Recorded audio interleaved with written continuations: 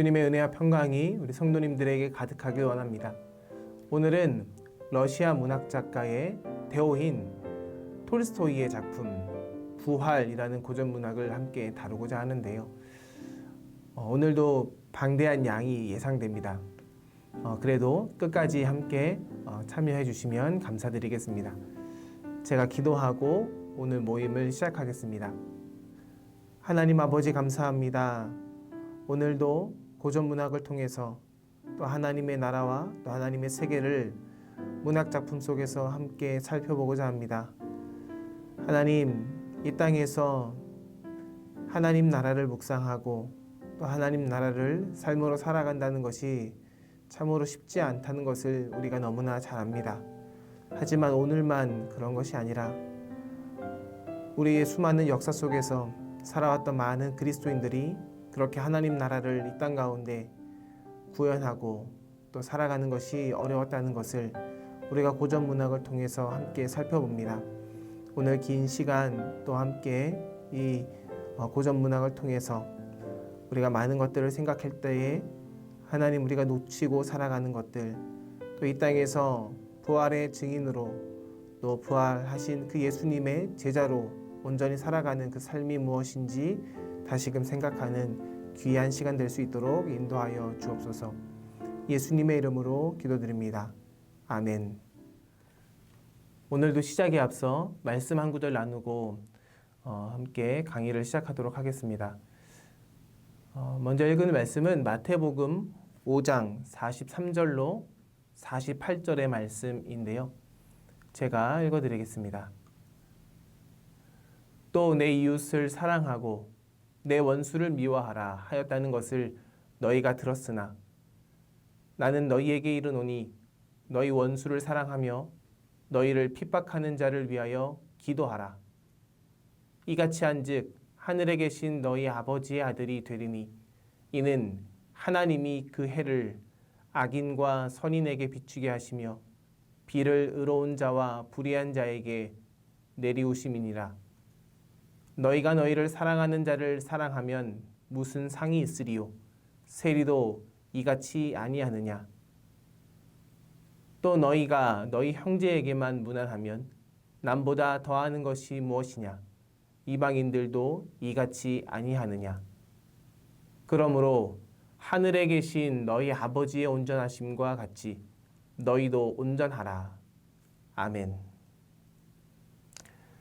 먼저 레프 톨스토이의 생애에 대해서 우리가 잠깐 살펴보고 줄거리를 나눈 다음에 이 작품에 담긴 그 의미를 함께 숙고해 보면서 오늘의 시간을 진행하려고 합니다. 톨스토이의 이름의 풀네임은 레프 니콜레비치 톨스토이입니다. 그는 1828년 8월 28일 니콜라이 일리치 백작과 또 마리아 니콜라예브나 사이에서 태어났죠. 그는 4남 1녀 중에 넷째 아들로 태어났습니다. 그는 귀족이었는데요. 그의 증조 할아버지는 러시아에서 표트르 대제 시대 때 백작 자귀를 하사받았습니다. 그래서 톨스토이 집안은 대대손손 이 자귀를 계승할 수 있었지요.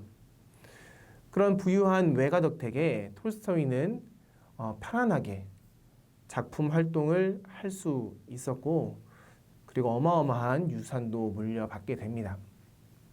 그런데 대표적인 명문가 출신임에도 불구하고 톨스토이의 유년 시절은 행복하지 못했습니다.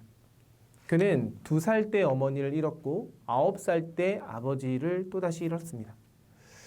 톨스토이 남매의 후견인이었던 할머니도 이후 1년 반 만에 세상을 떠나고 큰 고모마저도 얼마 후에 죽게 되지요. 그렇게 천의 고아나 다름없는 톨스토이 남매들, 그들은 먼 친척이 되는 예골스카야 아주머니 손에 넘겨져서 양육받게 됩니다.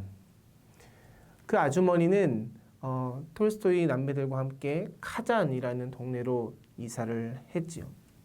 이후에 남매들을 친자식처럼 잘 키웠는데요. 그럼에도 불구하고 어린 시절 부모를 잃어버리고 또 가족들을 떠나보내며 죽음 앞에서 많은 생각을 하며 지냈던 톨스토이의 그 과거를 우리는 기억해야 합니다. 16세가 되던 해인 1844년 톨스토이는 카잔 대학의 동양학부 터키 아랍 문학과에 입학하지요. 그런데 학문에 관심이 없었던 톨스토이는 여느 귀족 청년들과 마찬가지로 사교계회, 그 소용돌이에 빠지게 됩니다. 그렇게 화랑방탕한 모습으로 그는 상류 사회의 그 사교계 속으로 들어가게 되는데요. 사교계의 그런 자유분방한 생활에 젖어들어서 살게 되는 톨스토이는 수업에 자주 결석하게 되면서 결국 학교를 졸업하지 못하게 됩니다. 어쩔 수 없이 톨스토이가 학과를 법학부로 옮기게 되는데요. 그럼에도 불구하고 결국 학업을 마치지 못하고 중퇴하게 되지요. 그렇게 의미 없는 대학 생활 속에서 그는 일기를 쓰기 시작했고 이 작업은 그의 평생의 일과가 되게 됩니다. 톨스토이에게 일기는 어떤 자신의 생활 속의 기록이기도 했지만 정신적 자아의 어떤 정화 과정이기도 했죠. 그리고 일종의 문학 훈련이었고 자신의 문학적 소재의 보고이기도 했습니다. 1847년이 되자 법적 상속 연령을 넘긴 톨스토이는 부모로부터 남겨진 그 영지를 상속받게 됩니다. 19세의 대학생이었던 그가 벼랑간에 1300여 헥타르의 토지와 330여 명의 농노들을 소유하는 지주가 되었죠. 대학을 중도에 포기한 톨스토이는 자기 완성이라는 목표를 가지고 그 영토, 그 영지에 귀향하면서 다양한 공부를 스스로 독학하게 되는데요. 농업, 의학, 법학, 수학, 어학, 음악 등 다양한 학문을 스스로 독학합니다. 그리고 모범적인 지주가 되기 위해서 농노들에게 많은 도움을 주면서 자신이 생각한 바를 실행에 옮기게 되지요. 하지만 당시의 농노들의 그런 반항심, 그리고 불신, 지주를 향한 그런 마음들을 회개하기에는 어려운 현실을 맞닥뜨리게 됩니다. 농노들의 지주를 향한 불신과 적의로 인해서 그의 모든 선의와 실험은 그렇게 실패로 돌아가게 되지요. 이후에 톨스토이는 야스나야 폴란이 영지를 떠나서 한동안 모스크바에 살게 됩니다. 그리고 나서 페제르부르크로 거처를 옮기게 되는데요. 페제르부르크에서 그는 다시 법학 박사 학위를 취득하려고 노력합니다. 하지만 그의 노력보다 주변의 유혹이 훨씬 더 컸었던 것일까요? 그는 이내 방탕한 생활에 빠지게 됩니다. 그리고 도박으로 많은 가산을 탕진하고 말지요. 그렇게 반년에 걸친 페제르부르크의 생활 속에서 벗어나서 그는 쓸쓸히 자신의 영지로 돌아오게 되는데요. 돌아온 이후에 톨스토이는 초심으로 돌아가기 위해서 1849년 가을 농민 자녀를 위한 학교를 개설합니다. 그리고 그 근처에서 다양한 일자리를 찾아보기도 하는데요. 하지만 혈기왕성했던 그 젊은 청년 톨스토이는 여전히 방황을 거듭합니다. 바로 그때 그의 형인 니콜라이가 카프카스로 함께 떠나자고 권유하지요. 마침 인생의 전환점을 필요로 했던 톨스토이가 그렇게 형을 따라 나섭니다. 1851년 카프카스에서 지원병으로 산업 민족 토벌에 참여했던 톨스토이는 바로 그 시기에 중편소설 유년시대를 집필하게 됩니다. 그러면서 소설가로서 첫 발을 내디게 되는데요. 바로 이 작품이 문단에서 큰 호평을 받습니다. 이후에 톨스토이는 두나이 부대로 전근하게 되는데요. 그때 터키군과 전투를 하게 됩니다.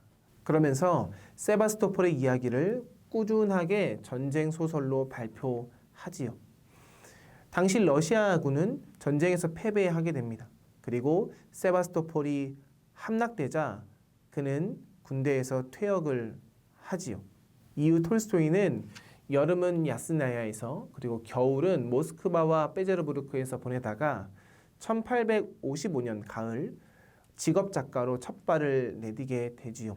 1856년 톨스토이는 자신의 신념을 실천하는 방편으로 자신의 농노들을 농노제의 굴레에서 해방시키기 위한 실험을 시작합니다. 이런 다양한 사회활동으로 인해서 톨스토이는 혼기를 넘기게 되죠. 하지만 1862년에 그는 뒤늦게 결혼을 하게 됩니다. 바로 이 결혼으로 인해서 그는 인생의 큰 전환기를 맞이하게 되는데요. 행복한 결혼 생활 때문에 그는 마음의 안정을 찾게 되고 가장 인생의 평온한 시기를 보내게 됩니다. 바로 이 시기에 그는 전쟁과 평화라는 고전 문학을 집필하게 되죠. 바로 이 전쟁과 평화는 대대적인 성공을 거두게 되고 이 작품을 통해서 톨스토이는 당대 최고의 작가의 반열에 오르게 됩니다. 하지만 톨스토이는 당시의 사회적인 혼란과 민중들의 고통을 듣게 되었고 이를 외면하면서 자신의 창작에 전념할 수는 없었습니다. 1870년 초에 러시아의 19개 현에서는 많은 사람들이 기아로 죽어가고 있었죠. 하지만 당시의 행정당국은 아무런 조치도 취하지 않았던 것입니다. 이 사실을 은폐하기에 급급했던 것이었죠. 1873년에 톨스토이는 바로 이러한 처참한 현장을 목격합니다. 그리고 당시의 정부의 부당한 처사에 분노하게 되지요. 그는 러시아 통보라는 그 잡지에 이것을 폭로하는 기사를 쓰게 됩니다. 그로 인해서 빈민구제운동이 범사회적으로 일어나게 되는데요. 그 해에 톨스토이는 자신의 두 번째 장편 소설인 안나 까레리나를 집필하기 시작합니다. 그런데 안나 까레리나가 완성될 무렵에 톨스토이가 빈민구제 활동으로 돌아서서 문학 활동을 중단한다라는 소문이 나돌기 시작하게 되게 되죠. 그는 그렇게 문학 활동을 중단하게 되는데요. 사실 1870년대에는 톨스토이가 예술 활동을 중단하려는 복잡한 내적 갈등을 겪던 시기이기도 했습니다. 그리고 이러한 정신적인 전환기를 거치면서 톨스토이는 귀족 계급의 전통적인 생활과 점차 단절하게 되죠. 그리고 그는 민중의 길로 접어들게 됩니다. 그러던 중에 1882년 모스크바 인구조사에 참여했던 톨스토이가 도시 빈민들의 현실을 다시금 목격하게 되죠. 이때 그는 이러한 심정을 토로했는데요. 부자들과 지식인들인 우리 계층의 삶은 내게 역겨워졌을 뿐만 아니라 모든 삶의 의미를 잃어버리게 했다라고 토로하면서 더욱더 평범한 사람들의 삶을 추구하게 됩니다. 그리고 바로 그때 마지막 장편 소설인 부활을 집필하기 시작합니다. 이 부활의 출판은 러시아는 물론 전 세계적인 반향을 일으키게 되는데요. 그러나 이 작품의 출판에 당시의 황제는 분노하게 됩니다. 그래서 1901년에 톨스토이를 결국 파문하게 되죠. 그의 인생의 후반기인 1880년대부터 톨스토이는 가난한 사람들을 남겨둔 채 자신이 호화스럽게 살아간다는 것에 대해서 괴로워했습니다. 러시아를 비롯해서 당시의 서유럽, 미국 등 많은 저명 인사들이 그의 의견에 찬성하고 경청하기 시작했죠. 그래서 톨스토이는 많은 사람들의 스승으로 자리매김하게 됩니다. 톨스토이는 사람들의 주목을 받는 것에 대해서 부담스러워하면서 그의 부유한 삶을 부끄럽고 고통스러워하게 되죠. 그래서 그는 결국 자신의 토지와 재산을 버리고 민중의 삶으로 돌아가야겠다라고 생각하게 됩니다. 하지만 그런 주장, 그의 그런 실천은 당시의 사회는 물론 가족들로부터도 많은 외면을 당하게 되죠. 1909년부터 가족들을 버리고 그러한 무소유의 자유를 찾아서 구도자의 길을 걷고 싶어 했던 그는 결국 1910년 10월 28일 이른 새벽에 세상을 하식하게 되지요. 그렇다면 우리가 오늘 읽을 부활의 이 작품은 어떻게 집필하게 되었을까요? 1887년 그의 나이 59. 톨스토이는 법률가이자 작가였던 코니로부터 흥미로운 형사사건 하나를 이야기 듣습니다.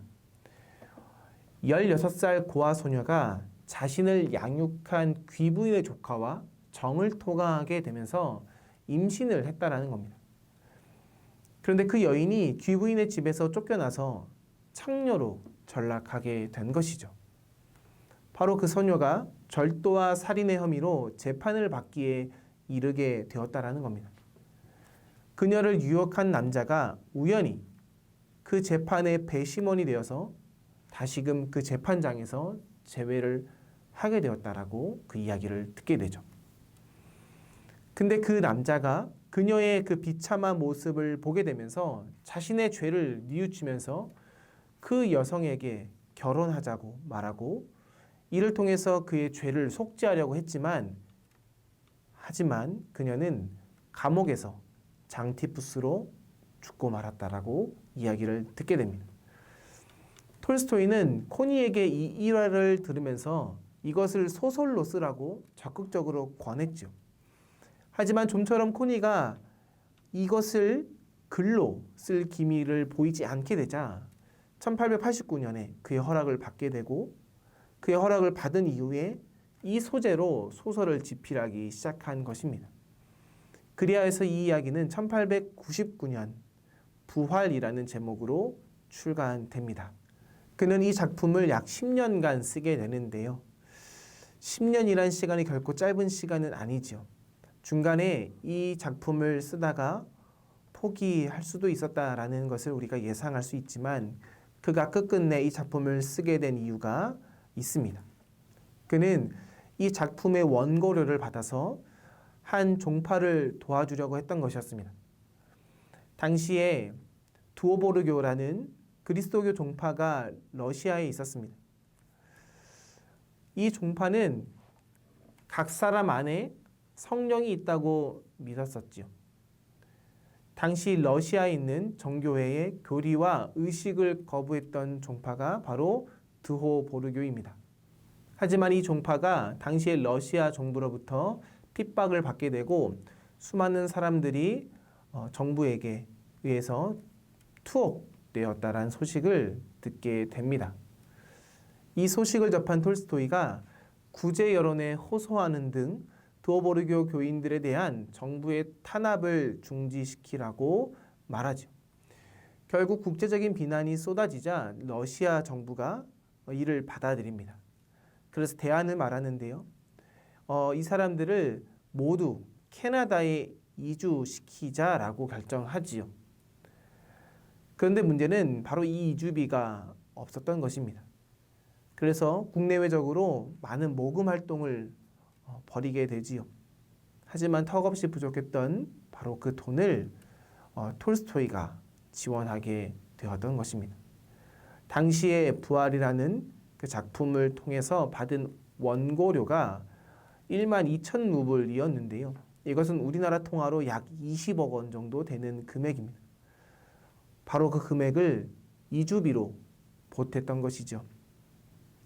톨스토이가 두오보르교 교인들을 도왔던 이유가 그가 그 종파 사람이었기 때문이었을까라고 사람들이 의견을 제시했지만 사실은 그렇지 않았습니다.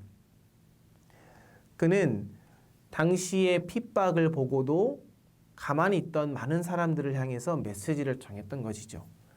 그 희생자들을 보면서 외면할 수 없었던 그 톨스토이의 그 마음, 그의 행동, 바로 그것이 그의 삶의 사랑의 실천이었다라는 것입니다. 그런 그의 행동들이 부활이라는 작품 속에도 잘 드러나는데요. 오늘 이 부활이라는 작품을 함께 살펴볼 때에 그런 사랑의 실천이 어떻게 이 작품 안에서 나타나는지 주목해서 보면 아마 재밌게 이 내용을 살펴볼 수 있을 겁니다. 그러면 부활이라는 소설을 함께 살펴보도록 하겠습니다. 이 소설의 여주인공인 카츄샤는 하녀의 딸이었습니다. 그녀는 남편 없이 해마다 아이를 낳았죠. 그러나 그녀가 낳은 아이들은 젖을 먹지 못해 모두 죽고 말았습니다. 하녀의 딸이었던 카츄샤도 그 형제들과 동일한 운명을 맞이할 수밖에 없었는데요. 하지만 당시의 여지주 덕분에 그녀는 살아나게 됩니다. 카츄샤는 그 집의 양녀로, 하녀로 받아들이게 되게 되죠. 그러면서 그녀는 그 집에서 글도 배우고 집안일도 성실하게 해나가게 됩니다. 그러던 어느 날 여제주의 16살 된 조카인 네올류도프가 바로 이 집을 방문하게 되죠. 그가 처음 카츄샤를 보았을 때 그녀를 사랑하게 됩니다. 처음에는 참으로 순수한 마음으로 카츄샤를 좋아했죠. 그러나 그로부터 2년 후에 다시 이곳을 방문하게 되었을 때 그는 사교계의 안 좋은 면을 배우게 되었고 그의 마음은 조금 변하게 됩니다. 그는 군에 입대하기 전날 밤 카츄샤를 유혹하지요. 그리고 둘이 밤을 함께 보내게 됩니다. 카츄샤와 함께 밤을 보내고 난 후에 네올류도프는 양심의 가책을 받게 됩니다. 그리고 나서 이를 보상하기 위해서 100루블짜리 지폐 한 장을 그녀에게 주고는 그는 훌쩍 떠나버리게 되죠. 그렇게 5달이 지나고 난 뒤에야 카츄샤는 자신이 임신한 사실을 알게 됩니다. 바로 이로 인해서 그녀는 그 집에서 쫓겨나게 되죠. 그녀는 산달이 다가오자 홀몸을 이끌고 술 파는 산파의 집에 들어갑니다. 그리고 나서 아이를 낳게 되는데요. 하지만 그 산파가 다른 집에서 아이를 받을 때에 옮은 산후열 때문에 카츄샤도 몸이 아프게 됩니다. 바로 이로 인해서 그녀와 아이는 부득불 떨어지게 되고 아이가 양육원으로 보내지게 되는데요. 그런데 이 갓난아이가 양육원에서 도착하자마자 죽게 됩니다. 그 당시 그녀에겐 127루블이란 돈밖에 없었습니다. 하지만 그녀가 건강을 회복하기 위해서 이 돈을 다 사용하게 되고 그가 건강을 회복하게 됐을 땐 그녀의 수중엔 단 6루블밖에 남지 않게 되죠. 그렇게 빈털터리가 된 그녀는 이후에 삼림 감시인의 집에서 일하게 됩니다. 그곳에서 카츄샤는 그 감시인의 술수에 넘어가게 되죠. 그래서 그곳에서 부적절한 관계를 맺습니다.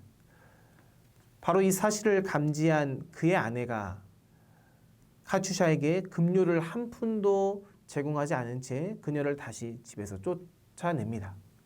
이후에 카츄샤는 세탁소를 운영하는 이모네 집으로 가게 되죠. 그런데 그곳에서 일하는 세탁부들의 고달픈 삶을 보고는 별로 내키지 않아서 직업 소개서를 통해서 다시 하녀의 일을 찾았죠. 곧 그녀는 아들 둘을 둔 과부의 집에서 일하게 됩니다.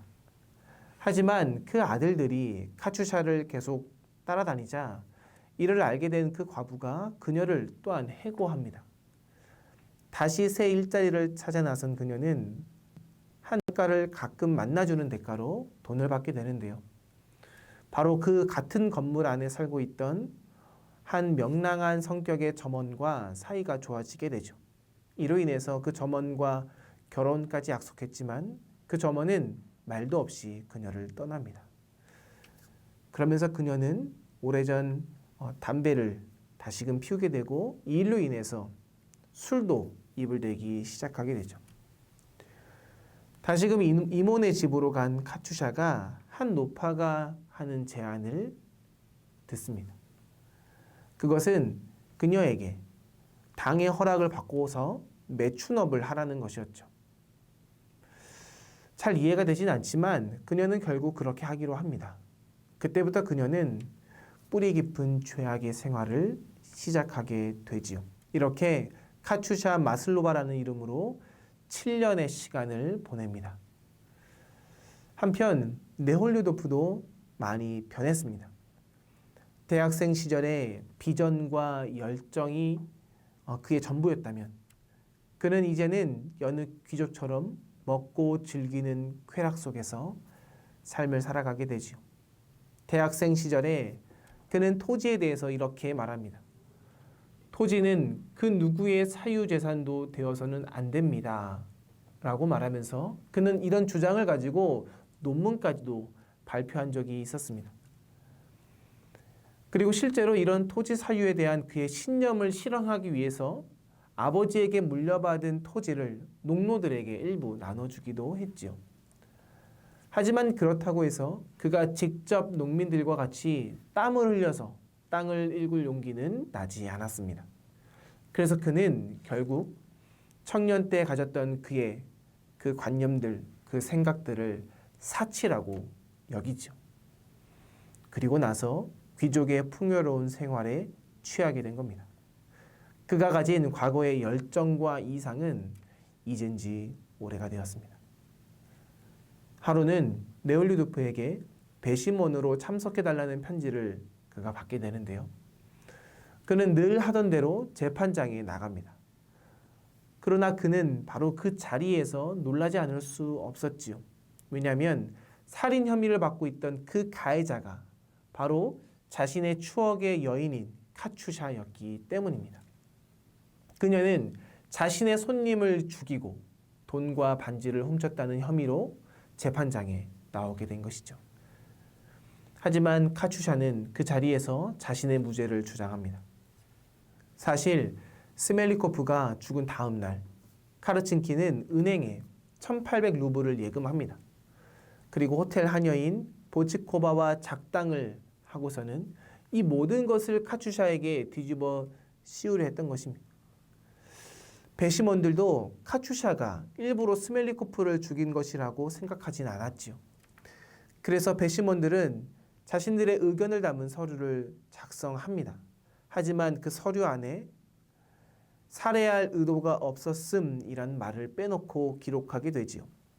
바로 이것 때문에 아무런 죄가 없던 카츄샤가 징역 4년형을 선고받게 됩니다.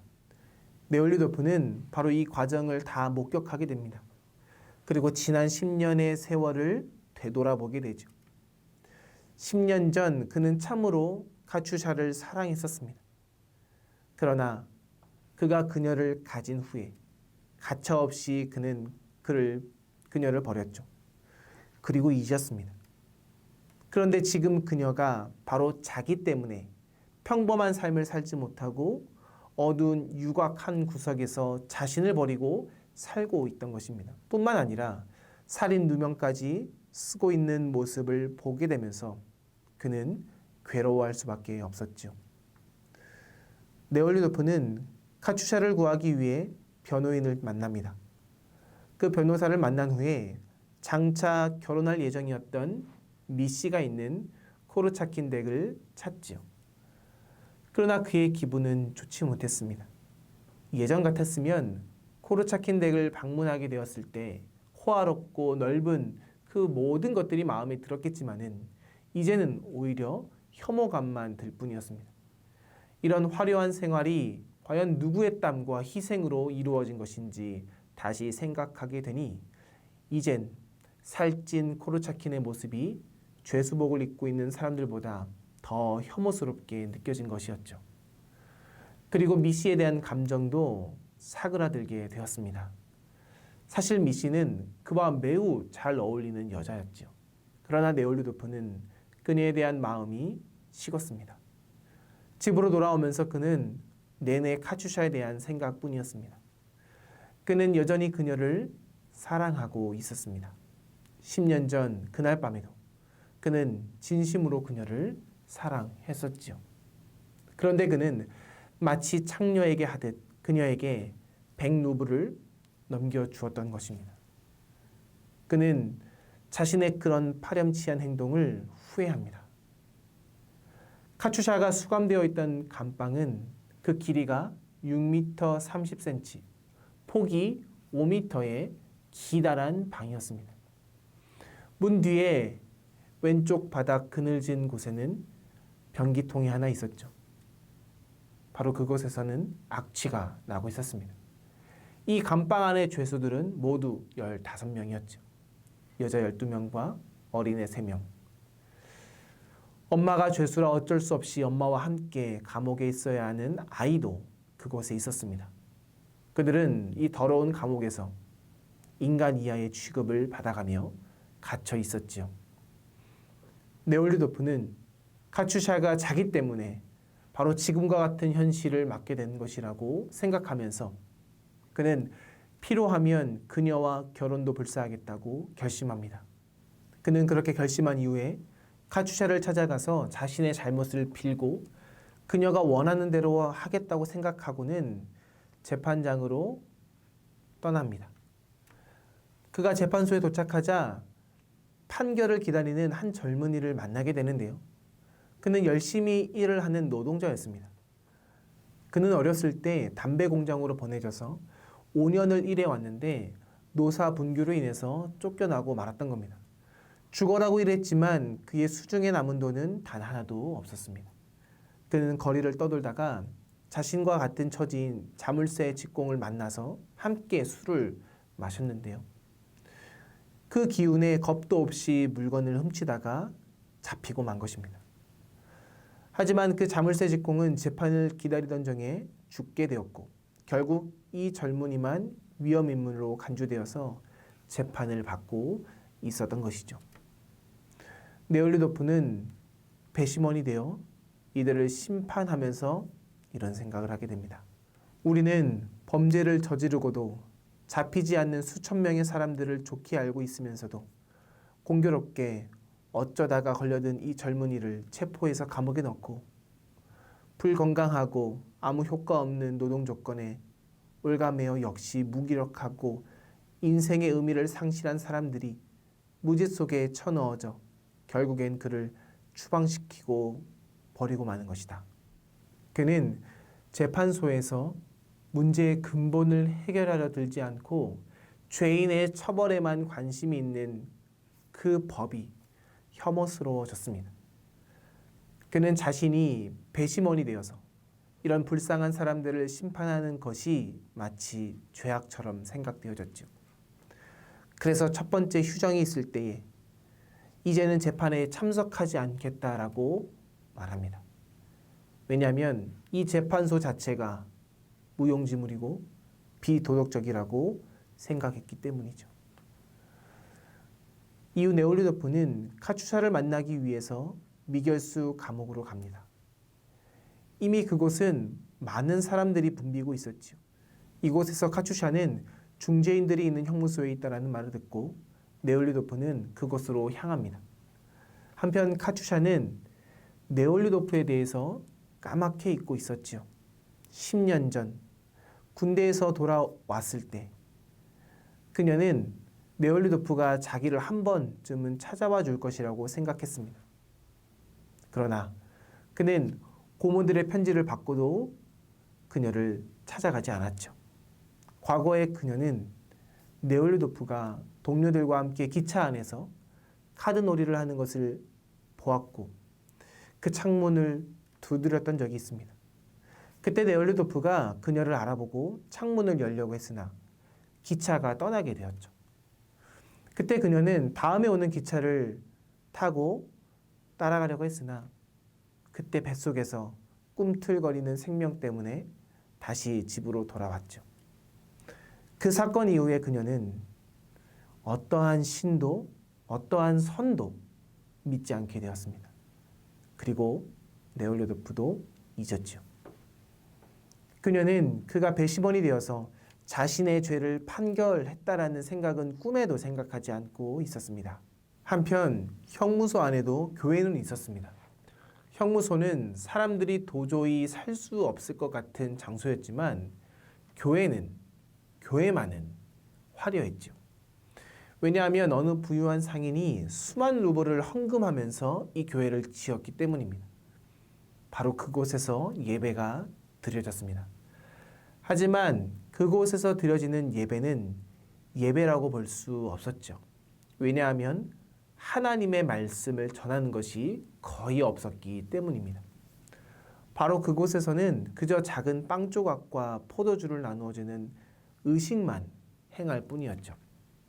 이 예배에 참석한 사제나 전옥들이나 죄수들은 이러한 예배 의식들이 그들이 찬양하는 그 예수님이 금지했던 그 일인 것도 모른 채 말씀 없이 단순히 단순히 물건만 나누는 장소로 그 자리에 있었던 것입니다.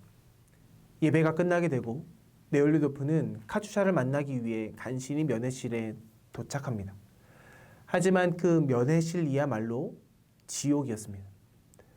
이 면회실은 사람과 사람이 제대로 대화를 할 수 없게 만들어졌죠. 면회자와 죄수가 멀찌감치 약 2m 정도 떨어져 있어서 소리를 질러 말하지 않으면 안 되는 면회실이었습니다. 네올리도프는 이런 면회실의 열악한 상황에 분노가 끌어올랐습니다. 하지만 연예인들도 죄수들도 보초병들도 이것이 지극히 당연하다는 듯한 태도를 보였죠. 네올리도프는 약 5분간 자신의 무기력감을 느끼게 됩니다. 그리고 배멀미와 같은 구토증이 온몸에서 일어나게 되지요. 바로 이런 곳에서 네올리도프와 카추샤는 처음으로 재회를 한 것입니다. 그녀는 여전히 그를 알아보지 못했지요. 처음에 그녀는 그가 자신이 유혹해야 될 남자인 것처럼 느껴져서 미소를 짓습니다. 하지만 바로 그가 네올리도프인 것을 이내 알게 되자 순간 표정이 굳어졌죠. 그는 카추샤에게 아무 말도 하지 못했습니다. 너무 시끄러워서 서로 이야기를 할 수조차 없었습니다. 네올리도프가 따로 간수를 만나서 조용한 곳에서 만날 수 있도록 요청하자 그는 결국 카추샤와 조용한 장소에서 만나게 되죠. 그를 대하는 카추샤의 표정은 극히 무감각했습니다. 용서해달라는 그의 말에도 결혼하자라는 그의 말에도 그녀는 아무런 감동 없이 이렇게 말합니다. 당신은 나를 구실로 구원을 받으려는 거지요. 아, 정말 보기 싫어요. 그 안경도, 그 기름진 밉살스러운 얼굴도. 가세요. 돌아가세요. 결혼하겠다고요? 차라리 목을 메어 죽어버리는 게 나을 거예요. 그러면서 다 지나간 일이니 이제는 아무것도 필요 없다며 돈이나 있으면 한 10루블만 달라고 말합니다. 술을 사서 마실 작정이었던 것이었죠. 하지만 간수들에게 들키면 안 되기 때문에 몇 번이나 간수들의 눈치를 보면서 그에게서 10루블을 낚아채 갑니다. 이런 행동을 보면서 그는 절망합니다. 완전히 타락한 옛 애인을 보는 그는 더욱더 큰 죄책감에 빠집니다. 다시 상소하기 위해서 네올리도프는 변호인을 찾아갑니다.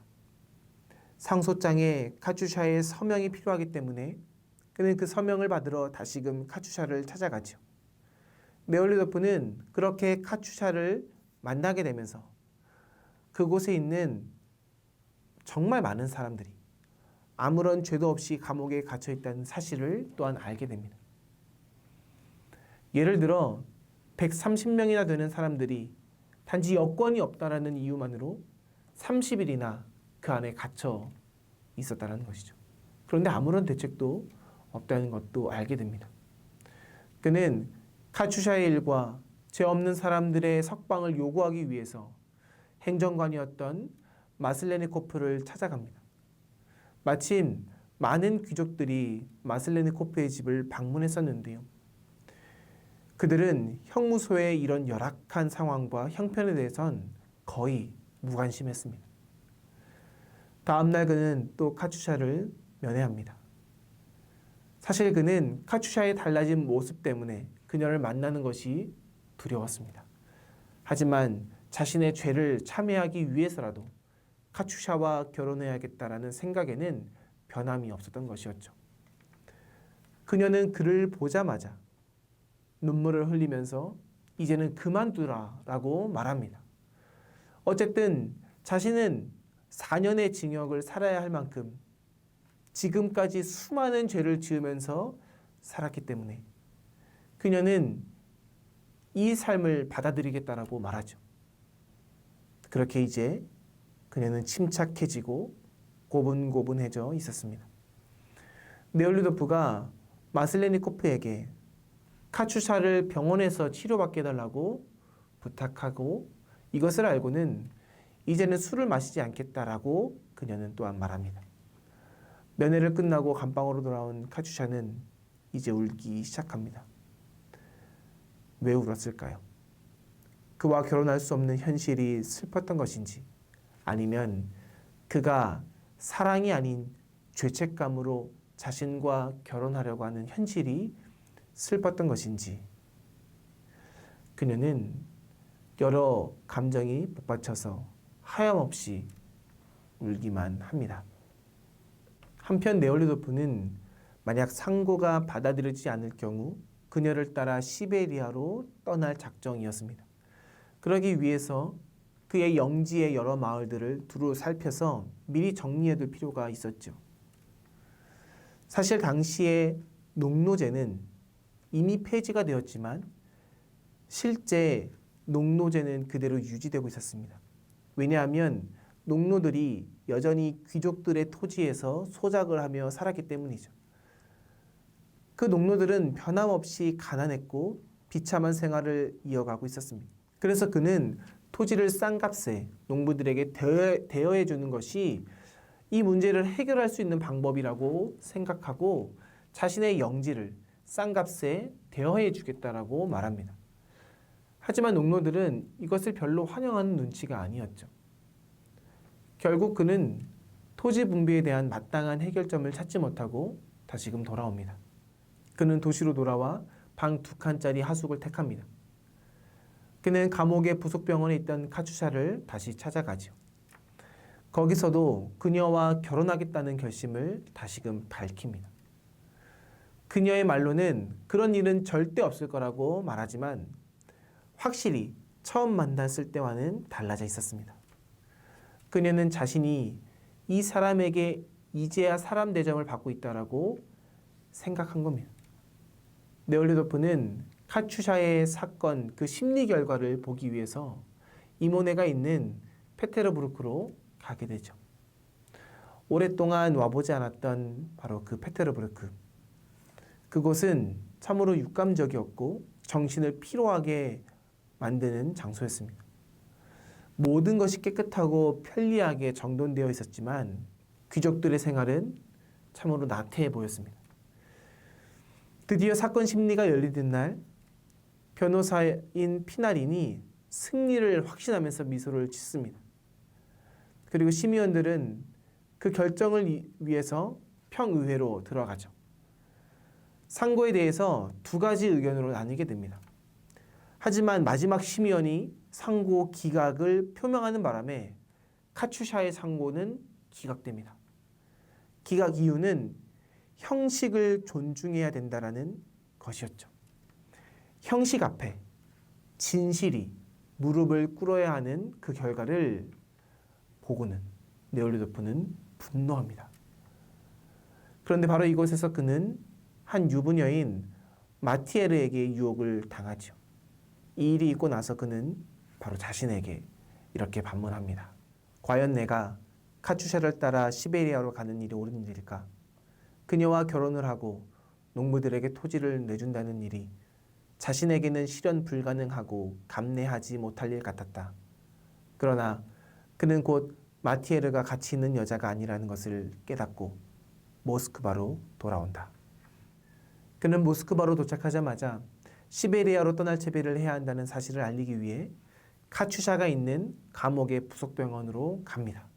그러나 그는 그곳에서 말썽을 부리게 되어 다시 감옥으로 가게 됐다는 소식을 듣습니다. 순간 네올리도프의 마음이 흔들리죠. 그러나 그는 어떠한 일이 있어도 그녀와 결혼을 해야 한다라고 다시금 결심합니다. 그래서 그는 다시 감옥으로 가게 되죠. 그리고 그 감옥에서 상고가 기각되었다는 소식을 그녀에게 전합니다. 그녀는 그럴 줄 알았다며 오히려 기쁜 목소리로 말하죠.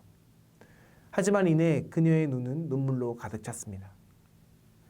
그러자 네올루도프가 실망하지 말라며 황제에게 청원서를 낼 작정이라고 말합니다.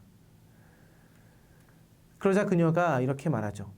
병원에서 조수와 저의 관계를 들으셨죠? 라고 말합니다. 그리고 상관없다며 당신과 결혼하겠다는 내 마음은 변함없다라고 네올루도프가 말하죠. 그런데 사실 카츄샤가 그 병원에서 쫓겨난 이유는 이러했습니다. 카츄샤가 약을 가지러 복도 끝으로 갔을 때 전부터 귀찮게 굴었던 조수가 그녀를 갑자기 껴안으려고 했던 겁니다. 그러나 그녀가 밀쳐내는 바람에 약병 2개가 바닥에 떨어졌고 이 소리를 듣고 달려온 의사가 이 카츄샤를 추방했던 것입니다. 사실 그녀는 그동안 잠자고 있었던 네올루도프와의 사랑이 다시금 깨어나고 있었죠. 그러나 그녀는 알고 있었습니다. 만약 그와 결혼을 하더라도 결코 그 둘은 행복해질 수 없다라는 사실을 말이죠. 그래서 그녀는 괴로웠습니다. 기각이 되어 유형을 가야 한다는 사실보다 네올루도프가 조수와 자신의 일을 사실로 믿었기 때문입니다. 드디어 7월 남자 제수 623명과 여자 제수 64명이 시베리아 유형 행렬에 나섭니다. 그날은 찌는 듯한 더위로 가득한 날이었죠. 그는 죄수 행렬을 따르다가 너무나 더워서 그 더위를 이길 수 없어 마차를 탑니다. 시베리아로 가는 죄수들의 행렬은 이때 참으로 엄숙했지요. 그러나 그날 날이 너무 더워서 12명이 사망합니다. 유형지로 떠나는 길은 참으로 멀고 험했습니다. 가는 동안 카츄샤는 매력적인 용모 때문에 그리고 그녀의 과거 때문에 남자 죄수들의 모욕을 받게 되죠. 그래서 참으로 난처한 입장에 처하게 됩니다. 다행히 그녀는 정치범 쪽으로 위치가 옮겨지게 되면서 한시름 놓게 되는데요. 정치범 쪽으로 옮겨간 그녀는 시몬손이라는 남자와 마리아라는 처녀를 만나게 됩니다. 지난 6년 동안 무질서하고 사치스럽고 나태한 생활했던 카츄샤는 시베리아로 가는 이 유형 생활이 고달프기는 했지만 한편으로는 매우 기뻤습니다. 왜냐하면 그리 나쁘지 않은 식사가 그녀를 건강하게 해줬고 새롭게 만난 친구들 마리아와 시몬손과 같은 친구들을 통해서 인생의 새로운 면을 알게 되었기 때문이죠. 그녀는 마리아에 대해서는 일종의 경이로움마저 갖게 됩니다. 아름답고 부유했던 마리아는 낡은 옷을 입고 남들에게 희생적인 모습을 보였는데요. 선입견을 갖지 않고 모두를 공평하게 대하고 있는 그녀를 보게 됩니다. 그녀는 카츄샤가 변화하는데 참으로 많은 영향을 주게 되죠. 그리고 또 한 사람 바로 시몬손입니다. 그 시몬손은 카츄샤를 남몰래 사랑하고 있었죠. 그는 대학을 졸업하자마자 민중파에 가담하여 농촌에서 교사 생활을 하면서 자기가 옳다고 여기는 일을 학생들과 농민들에게 아무런 망설임 없이 가르쳤고 그릇된 거짓에 대해서는 신랄하게 통박했던 사람이었습니다. 그런데 바로 이 때문에 그는 체포되어서 재판을 받게 된 것이죠. 그는 모든 생명이 고귀하다라는 것을 알고 있었습니다. 그래서 그는 채식만 먹었고요. 동물 가죽으로 만든 그 무엇도 가지지 않았습니다.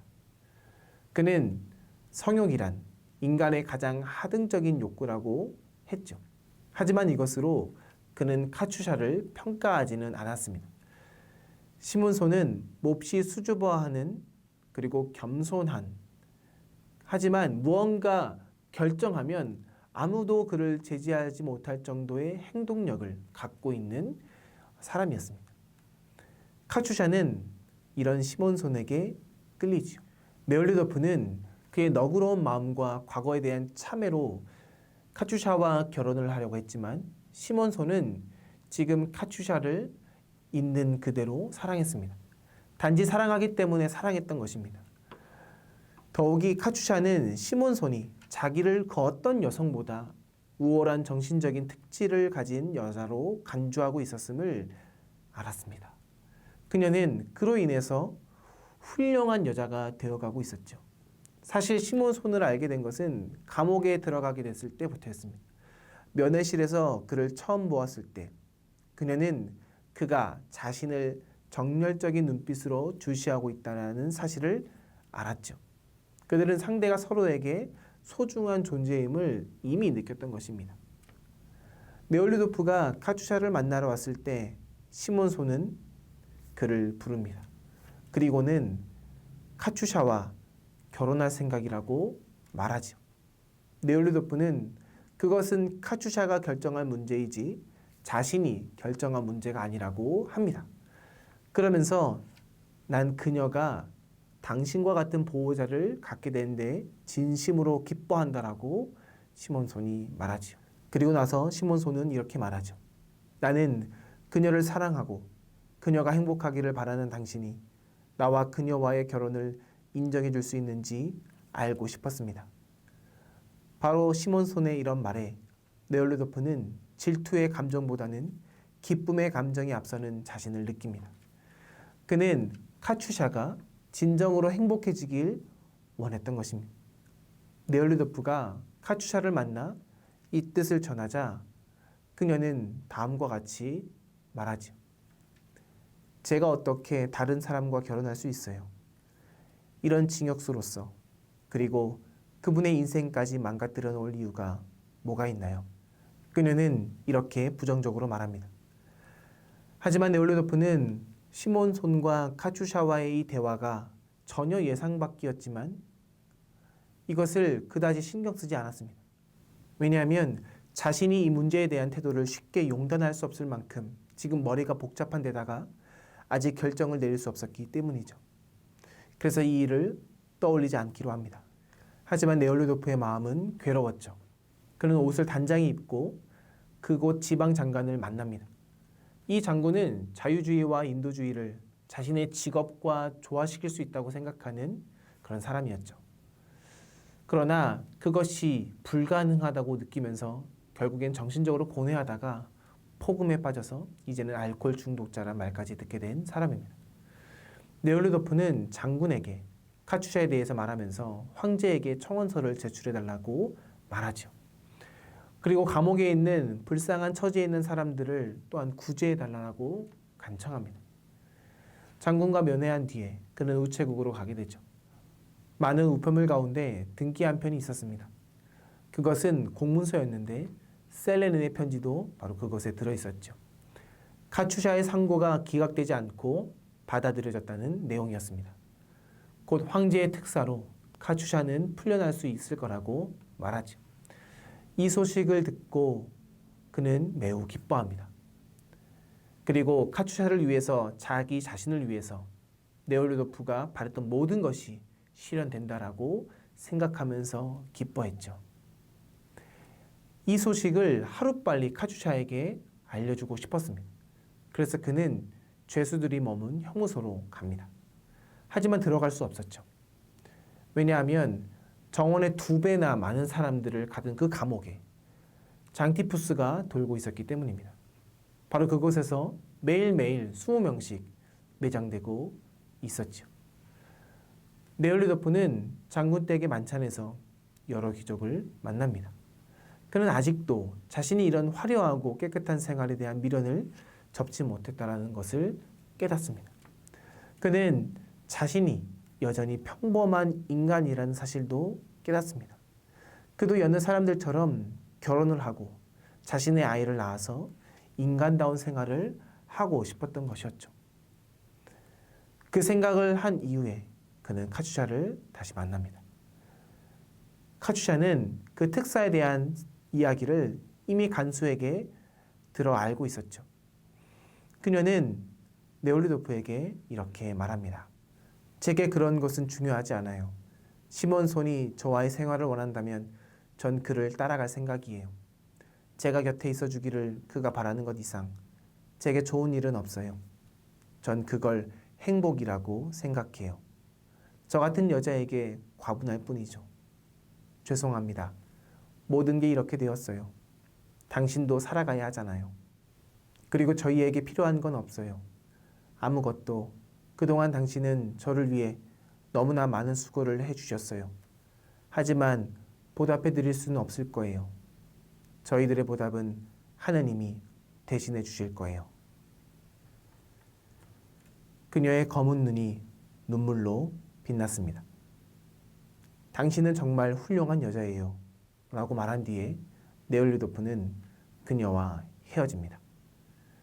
그게 네올리도프에겐 슬프기도 했고 한편으로는 그를 부끄럽게 하게 만들었습니다.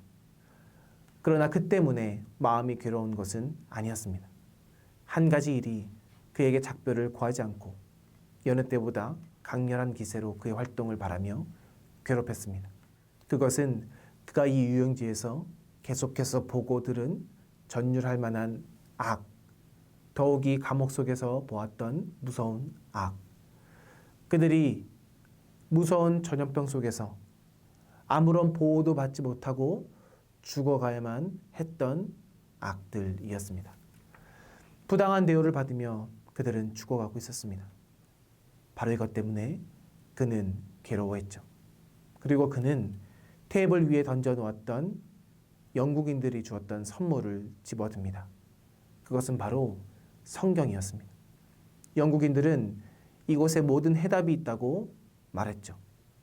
그는 마태복음을 펼쳐 읽습니다.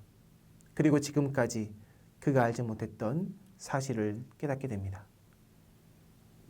우리 스스로가 자신의 생명의 주인이며 그러기에 우리의 즐거움을 위해 생명이 있다고 하는 어리석은 착각 속에 살고 있으나 그것만큼 어리석은 짓은 없을 것이다.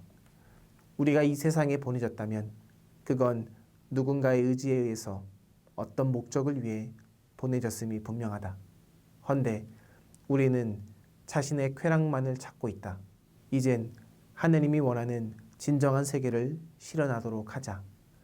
너희는 먼저 하느님의 나라와 하느님께서 의롭게 여기시는 것을 구하라. 그러면 이 모든 것도 곁들여 받게 될 것이다. 라고 하는데도 우리는 곁들여 받게 될 것만을 구하고 있으니 아마 그것을 찾지 못할 것이다. 내 필생의 사업은 바로 이것이다. 이제 한 가지 일이 끝나고 다른 일이 시작되는 것이다. 그날 이후 네올리도프의 삶은 전혀 새로워집니다.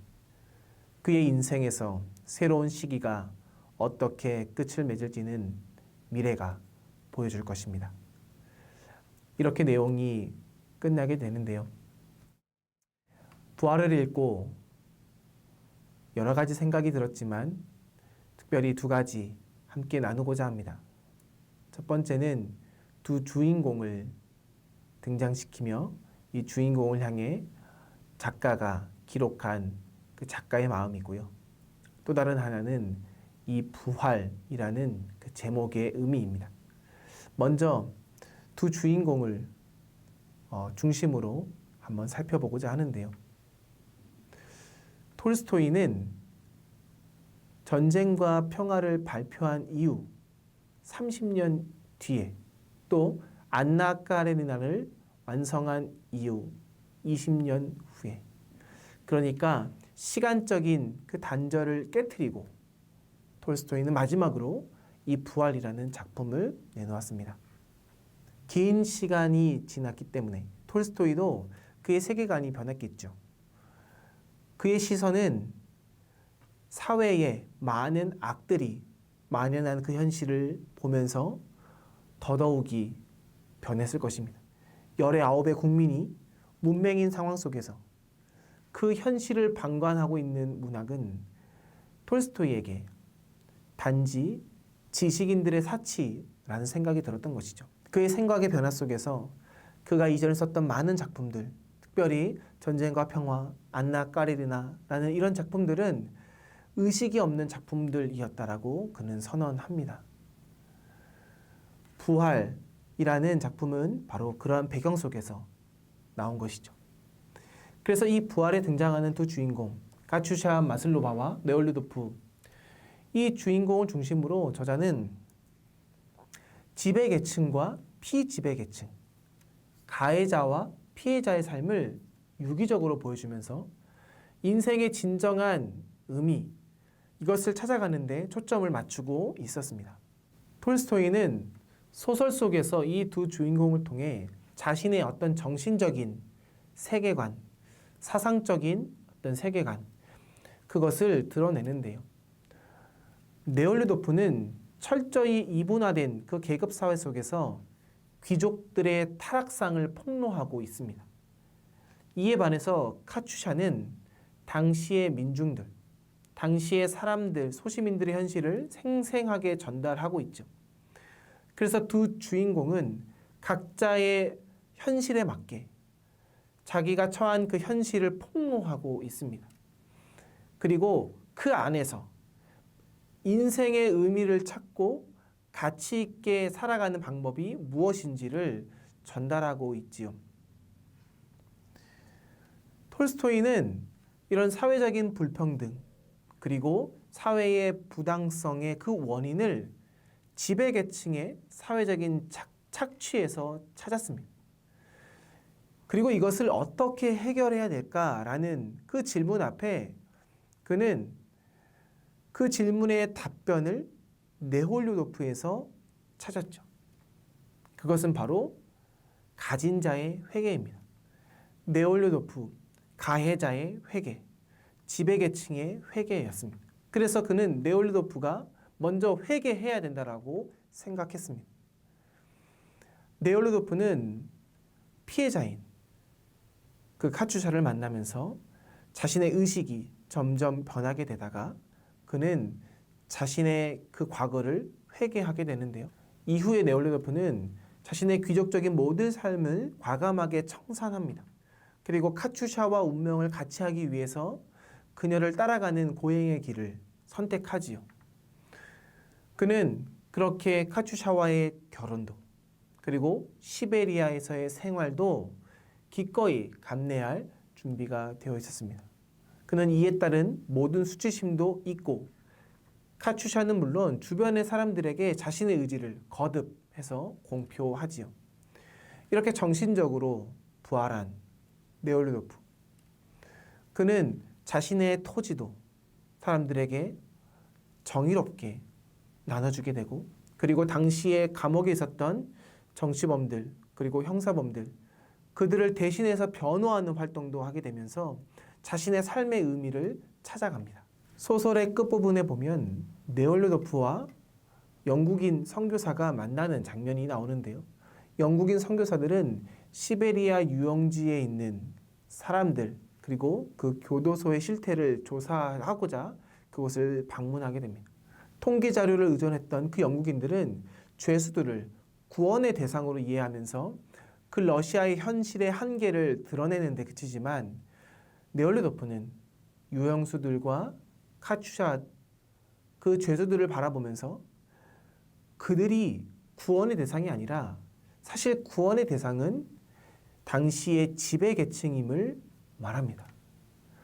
그리고 그는 마지막으로 마태복음을 읽으면서 그 복음서의 내용을 하나하나 읊어 나가는데요. 그 중에서 7번뿐 아니라 7번씩 70번이라도 용서해야 된다라고 말하면서 자신이 용서받아야 될 존재요. 그리고 앞으로 자신이 용서해야 될 사람들을 끊임없이 용서하며 살아갈 것을 결단합니다. 이에 반해 카츄샤는 귀족 청년에게 버림을 받은 평범한 민중의 출신의 처녀로 등장합니다. 소설에서 처음에 그녀는 법정으로 끌려가는 미결수였죠. 그리고 재판을 받은 독살범이었습니다. 그리고 사람들이 보기에는 수치심을 모르는 가장 추악한 창녀였습니다. 첫 대면에서도 네올루도프 눈에 비친 카츄샤의 모습은 이미 영적으로 사망한 사람처럼 보였습니다. 그러나 카츄샤의 본질은 그 현재가 아닌 과거에 있었습니다. 이것을 네올루도프의 회상을 통해서 서서히 우리가 볼 수 있게 되는데요. 청순했던 그녀가 정신적인, 육체적인 불구 상태에 빠지고 영적으로 사망했던 그 계기는 바로 임신한 몸으로 네올루도프를 만나기 위해서 기차역으로 달려갔던 그 밤의 모욕 때문이었습니다. 바로 그 절망 때문에 그녀는 수년 동안 창녀의 생활을 걸어가게 됐죠. 그러니 창녀의 생활은 결과일 뿐이었습니다. 카츄샤는 비록 영적으로 사망한 상태로 오랫동안 지내왔지만 그렇다고 해서 그녀가 구원이 불가능할 정도로 타락하지는 않았다는 것이죠. 그녀는 당시 사회에 그리고 당시 현실의 희생자였지만 그녀는 교활하지 않았습니다. 그녀는 여전히 신실하게 자신의 삶을 연기해 나갔죠. 그리고 욕심 없이 자신의 삶을 견디기 위해서 그 자리에서 자신의 생을 보존하고 있었습니다. 단지 카츄샤에게 한 가지가 필요했었던 것이었죠. 그것은 그의 현실을 정확하게 인식하고 직시하는 것이었습니다. 그래서 그녀는 시베리아로 향하면서 마리아와 시몬손을 만나면서 자신의 혼란을 극복해 나갑니다. 내가 언제부터 비극적인 운명으로 살게 되었는지 그녀는 스스로 깨닫게 됩니다. 그래서 그녀는 바로 그 자리에서 불완전한 모습을 이겨내게 되지요. 그녀는 완전한 영적인 부활을 경험하게 됩니다. 바로 정치범들과의 생활을 통해서 말이죠. 그녀의 의식은 바로 그들의 삶을 보면서 새롭게 이해하게 됩니다. 세상에 나만 피해자가 아니었구나. 세상에 사는 모든 사람들, 너무나 많은 사람들이 이런 피해자로서 삶을 살아가고 있구나. 하지만 그 삶에서 그들은 좌절하지 않고 자신의 삶을 영위해 나가는구나 라는 것을 보게 되면서 그녀 또한 바로 거기서 부활을 경험하게 됩니다. 그녀는 네올루도프를 여전히 사랑했지만 그의 청혼을 거절하게 되죠. 그리고 정치범이었던 시몬선과 운명을 같이 하게 됩니다. 그것은 그녀가 과거에 갇힌 운명이 아니라 과거의 희생자가 아니라 오늘날 내가 새롭게 인생을 개척할 수 있는 부활한 존재라는 사실을 깨달았기 때문이죠. 그래서 그녀에게 필요한 것은 결혼이라는 보상이 아니었습니다. 그것은 네홀루도프와 진정한 화해였습니다. 계층과 지배계층과 피지배계층의 화해였다는 거죠. 가해자와 피해자의 화해였던 것입니다. 그녀에게 필요했던 것은 네홀루도프와 그녀와의 화해뿐이었습니다. 이것이 바로 부활한 자로서 그녀에게 필요한 것, 단 한 가지였던 것이었죠. 오늘날 우리가 부활한 자로서 이 땅에 살아갈 때 때로는 가해자로, 때로는 피해자로, 때로는 우리가 지배계층으로, 때로는 우리가 피지배계층으로 다양한 위치에서 살아갈 수 있지만 우리 모두는 다 부활한 존재로 살아갈 수 있다는 겁니다. 그것은 내가 가진 자로서 가난한 자에게 무언가를 나눠줌으로써, 반대로 내가 없는 자로서 부한 자와 함께 이해하며 화해하며 함께 연대함으로써, 함께 연합함으로써, 함께 화해함으로써 부활의 삶을 영위해 나갈 수 있다는 것이죠. 우리가 함께 읽은 이 부활이란 책은 톨스토이가 그의 인생 말년에 남긴 역작입니다. 그는 유년기의 죽음을 간접적으로 경험하였고 한평생을 살아오며 많은 사람들이 죽게 되는 것을 두 눈으로 목격하게 되고, 그리고 그가 노화되어 죽음을 앞에 두고 그의 노화 속에 그가 죽게 되는 그 상황 속에서 한 생명이 죽음으로 소멸되는 게 아니라 죽음을 넘어서는 영원한 생명이 있음을 그는 보았습니다. 그리고 그 영원한 생명을 꿈꾸었기 때문에 그는 이 부활이라는 제목으로 하나의 문학 작품을 써내려 나간 것이죠. 그의 육체는 노화되어서 점점 죽음에 이르렀으나 그가 경험한 하나님의 나라, 하나님의 말씀은 하나의 세계가 되어서 사람에서 사람으로 이어져 가고 있음을 그는 보고 있었던 것이죠.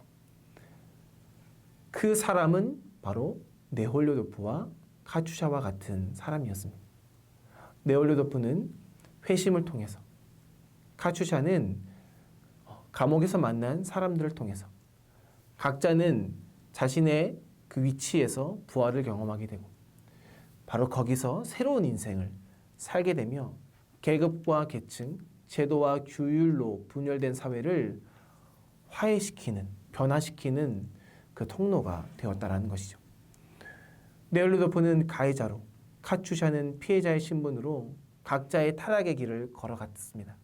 하지만 둘만의 재회를 통해 네올로도프는 자신의 삶의 반성과 사랑으로 그리고 책임감을 통해 회심의 과정을 거치게 되고 카추샤도 동일하게 용서와 사랑을 통해 부활된 삶을 살아가게 되지요. 각자의 위치에서 각자의 모습으로 그 부활을 살아가는 모습. 톨스토이는 오늘 우리에게 이것을 이야기하고 있습니다. 그러니 예수 그리스도의 부활은 단지 예수님의 부활에서 끝난 것이 아니라는 것이죠. 예수님의 이 부활은 자신들의 제자를 통해서 계속해서 계승되고 있다는 것입니다. 그리고 그 부활을 맛본 사람들이 자신의 위치에서 이 분열된 사회를 화해시키고 무너진 관계를 회복시켜야 되는 사람들이라는 것입니다. 산상수훈의 말씀의 기록처럼 너희 원수를 사랑하며 너희를 핍박하는 자를 위하여 기도하는 삶이 부활을 경험한 사람들의 삶의 모습이다라는 겁니다. 예수님은 바로 그가 온전한 사람이라고 말씀하셨습니다. 오늘 이렇게 부활이라는 톨스토이 작품을 함께 살펴봤는데요. 긴 내용이었고 줄거리도 참으로 방대했지만 이 부활이라는 그 의미가 오늘날 우리에게 주는 그 메시지는 너무나 분명합니다. 우리의 삶의 형편은 다르고 각자의 상황은 다르지만 우리 모두가 부활의 증인으로 살아갈 수 있다. 그리고 우리가 부활의 모습으로 살아가게 될 때 우리는 그 위치에서 참으로 누군가에게 선한 영향력, 하나님의 나라를 구현해 나갈 수 있다는 것을 우리는 보게 됩니다. 계층과 계층이 나눠지고 사람과 사람이 분열되어지고 있는 이 사회 속에서 그렇게 분열될 수밖에 없는 사회 속에서 서로 화해하고 서로 연합하게 만드는 사람은 바로 네홀로도프와 카추샤와 같이 회심과 용서의 그 과정을 통해서 부활의 존재가 된 바로 그 한 사람이다라는 겁니다. 그 한 사람이 우리 모두가 되었으면 좋겠습니다. 오늘 이것을 기억하며 또 한 주 또 믿음 안에서 승리하는 주님의 자녀 되길 축복합니다. 그럼 제가 기도하고 마치겠습니다. 사랑해 주님 감사합니다. 오늘 또 톨스토이의 작품 부활을 함께 살펴보며 부활의 의미와 부활한 자로서의 삶으로 세상을 화해시키고 세상을 연합하게 만드는 그런 세상을 만들어갈 수 있음을 보게 됩니다. 분열되고 불통하는 이 세상 속에서 서로 소통하고 연합하는 세상으로 만들어가는 한 사람이 바로 우리가 될 수 있도록 주님 인도하여 주옵소서. 예수님의 이름으로 기도합니다. 아멘. 감사합니다. 그럼 저는 또 다음 시간에 또 다른 작품으로 인사드리겠습니다.